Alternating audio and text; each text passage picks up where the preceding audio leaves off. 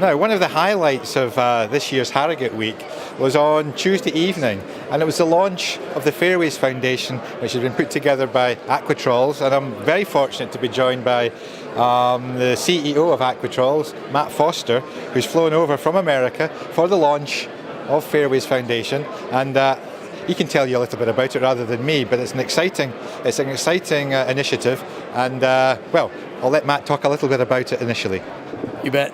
The Fairways Foundation is actually established by Aquatrols, whereby we dedicate resources to the foundation, and then the foundation will then determine how we can better utilize those resources to award grants for things that support education, conservation, and environmental stewardship. Now, what was it? What was the catalyst for it? Was it a eureka moment in bed? Or how did you come across the idea or feeling that I really should be doing and I can do something to help the environment? Yeah, that's a great question. I get to ask that a lot. I think most of it just comes from the way I was raised and just the fact that I think, like everybody else in this industry, I enjoy being outside so much. And there's a lot of environmental rhetoric that goes on today. And when I see that, coupled with being in a position to maybe do something about it, I think that's where the aha moment came from. So I thought, why not utilize our resources for something that can make a difference. Now, I understand you're a former superintendent, is that correct? Correct. So you'll have seen golf courses firsthand. You know that they do get a bad rap. They do get accused of an awful lot of poor environmental work when actually the opposite is more often not the case. Absolutely. Yes, for sure. One of the things that I also consider was when I was a superintendent, and you might be in charge of anywhere from 80 to many hundreds of acres, depending on the footprint of the golf course. There's a lot of environmental responsibility that goes along with that, and I think about some of the projects that maybe I wanted to try or implement at the time, but couldn't because it just wasn't going to fit the business, and the owner just wasn't going to support it, and it's no fault of theirs. But wouldn't it be great to have another mechanism where maybe some of those projects could get resourced? Yeah.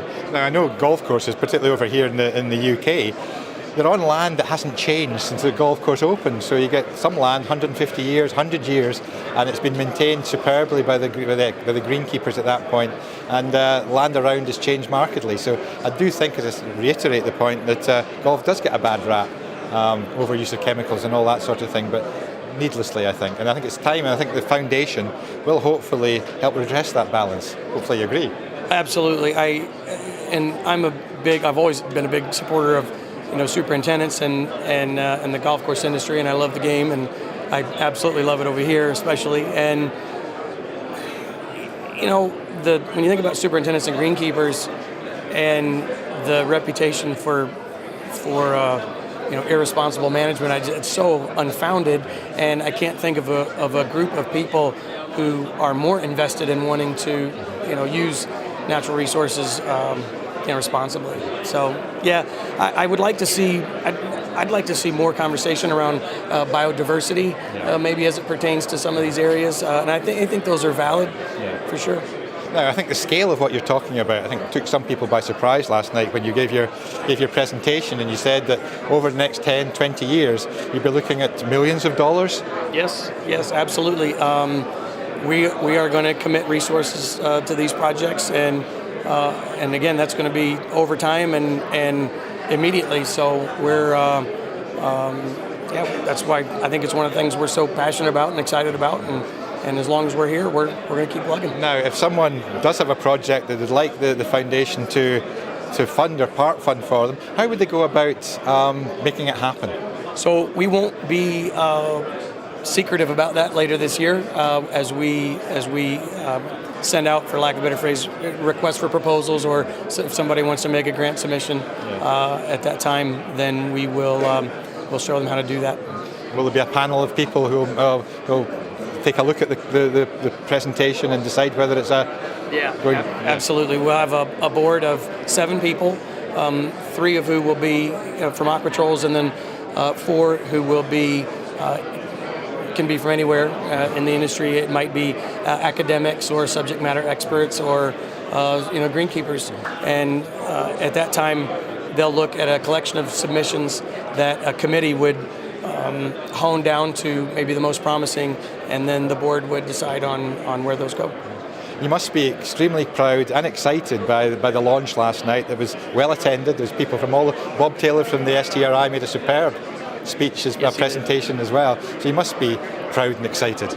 I am. Yeah, it was a great turnout last night, and as I said yesterday, I can't think of a better group of people to kind of share it with. Again, as I said last night, the people that were in that room, are inspiring in their own right, in the sense that I don't think I've ever been around a group of people who so universally and genuinely have a concern for the environment, and you can see it in the way they behave. And that's not like that everywhere, so it's very refreshing to be around it. Well, as I said to you last night, that Turf Matters is we're keen to support and help as much as we possibly can. So we look forward to a successful foundation, and thank you very much on behalf of the golf industry for setting it up. Thank you. Absolutely, thank you.